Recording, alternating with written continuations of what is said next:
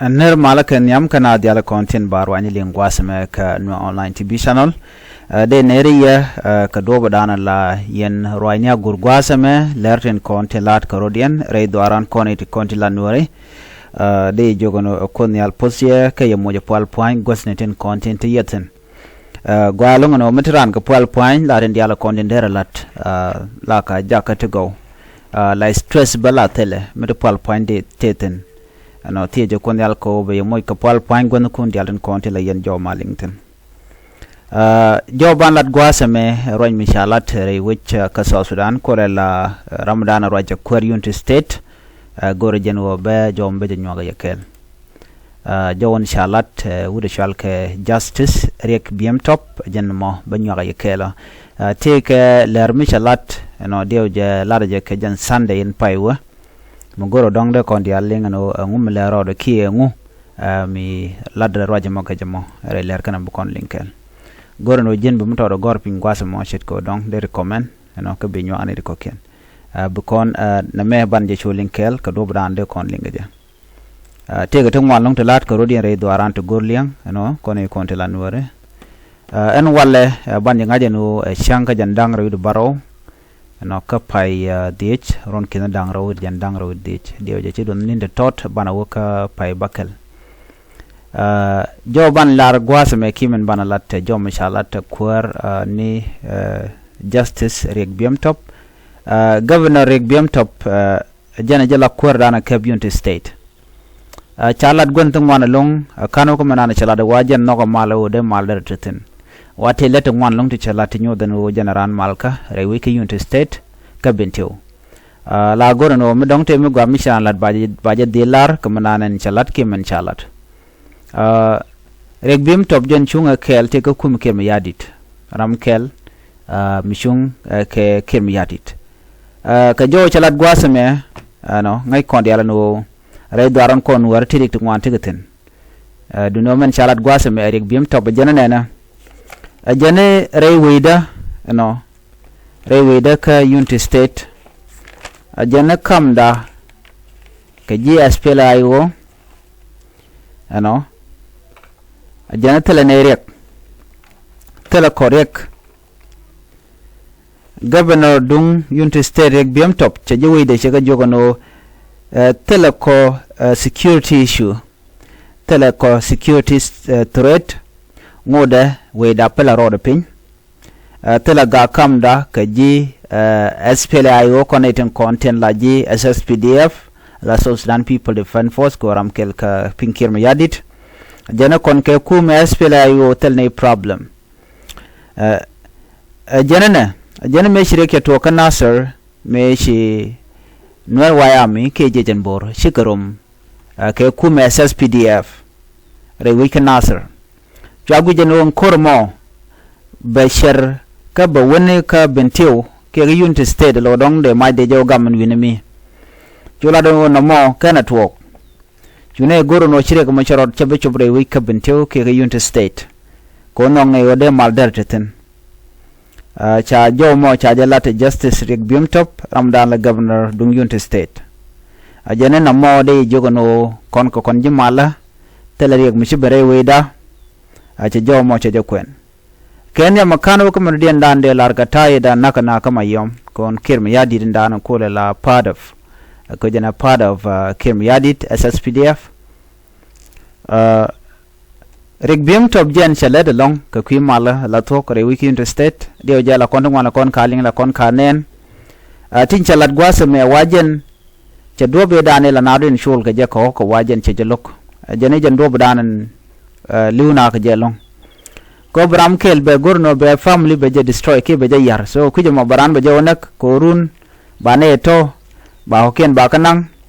cha je bile gor be chuwa a chen kire di che jalat ba bin war bu lo pe garam dana tang je no gwasa mo mela ran chi mane se guje wona me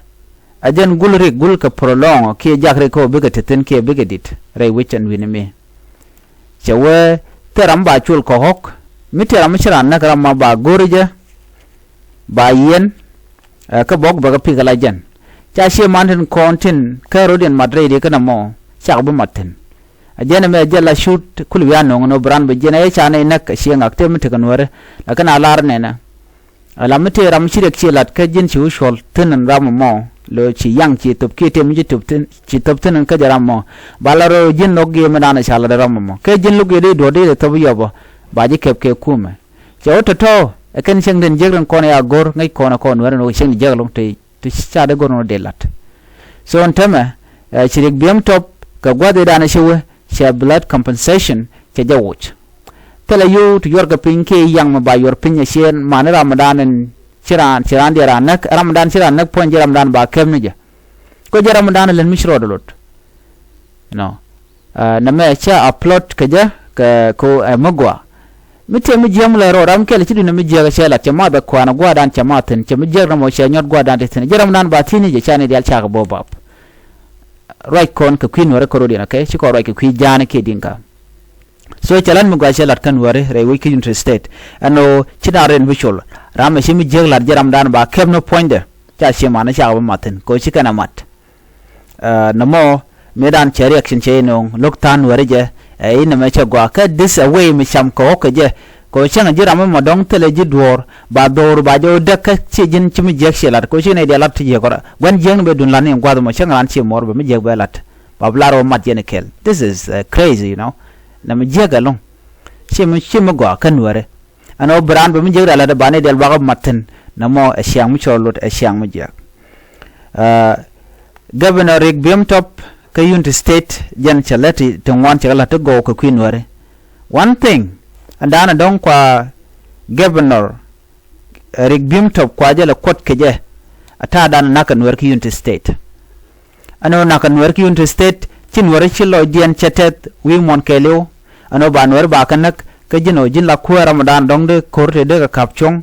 ku kem yadit kon wer ko la target nena nakana karenyal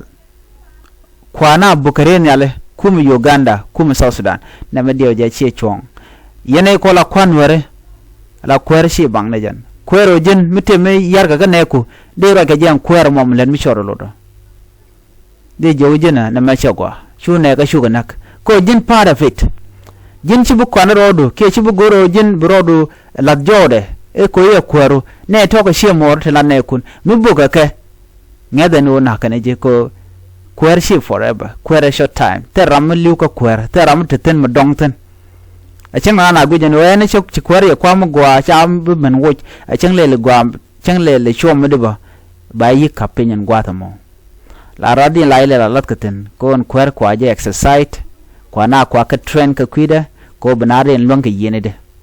so jen do dan la radi la ja gor ko ba ile la ta gwa ta mo ban mu gu jen o jin chi ka power mu cha ji bu wo ke je se me ne ke me yadit abi ngaje no gwa da dana wo shang mo we ben ba ba je long ajan la kula temo mo en wojin kuara la kam gara dian mi cha jogo no cheti jek chegalat mi cha 1 2 3 cha ga men chen ga kwiro ga se ngaje no ka tok bu gur be chol be jogo no cha dwar me cha dwar nen ban men gor ke nuere ke ji South Sudan gor ga na mal special nuere ko no kwal target ke mi yadit gor ke na mal chikan gor mo do den tel do den mo gor ke nuere gor ga na mal so governor dung United State Rick Bimtop cha jo me cha jalatre which ka juba ka chankot re lwa ko den chal ke Stephen Church Saint Stephen Church ka mangatin ka juba cha jo mala no dora ke weda telerek une gwa ka jas pelayo tine kamal ano ajana mon but can I mention anaga dana cha nang nuari ka panye jar ke ka mayom ko ko na tok tina ka nuani shang bogo ka helicopter chicken ka mention kene kontila gan nuari ke ne de kondi la kwanwere mi jakloch nent ngwan lonko be bet rejemi gwe ke jeno jen kwa ya ga let go but bi kel mi jeg mi chitwo ga ne ko bi jaw pele no she ya leka she gwa a chang che me da ne chitwo ka nasir kan wolang a chang che kana chup ku United State ne dial kon na ga dial kan wore de randera teloch mo gwa ka ne ko ken she gwe ne ko karwadu ano ne kun wo malke dong ne ko ken content jegum bej ti ci dir ka kwidian la ngwang erun be riga dan ci tok ba general ke ne ko lan wore mi sha nasir cha ko tuk cha ulang cha je tuk no ki mi tok re ko pan ga te right now mi chan no dial chago tuk. Do you think you're going to be safe? No, you will never be. Rik buone kan kambaka ko en gwanter la ko na tugo ne ten kon let ye bum jiram dan gwiro ti ka mal we kulo je kay jok. So go again, we're going to stick together as a community, as a society, and as a nation. Ko bukorik diality bana go kulo. Otherwise, Governor Dunyon to state rik bim top we go a ka chengdan kon in yon nuare kalatin go ten continent. Mela loida jet ka jelong sometime o ramen mo gwejen o kuäär dar mo gwada let kan nuare belo kan lote to ngwan long to we ti chelet kan eka jenda la we jek si auto ba kwadial ba lu re dor nuare no kan di jek but michiran che goro ben nuare ka bagala ka jala ja level no jin jeka. So jo me jenda na goro de nywa ka kel nuare kel mi te krek rek de kondial ana ban te kamal ban je go le rodin biatemal.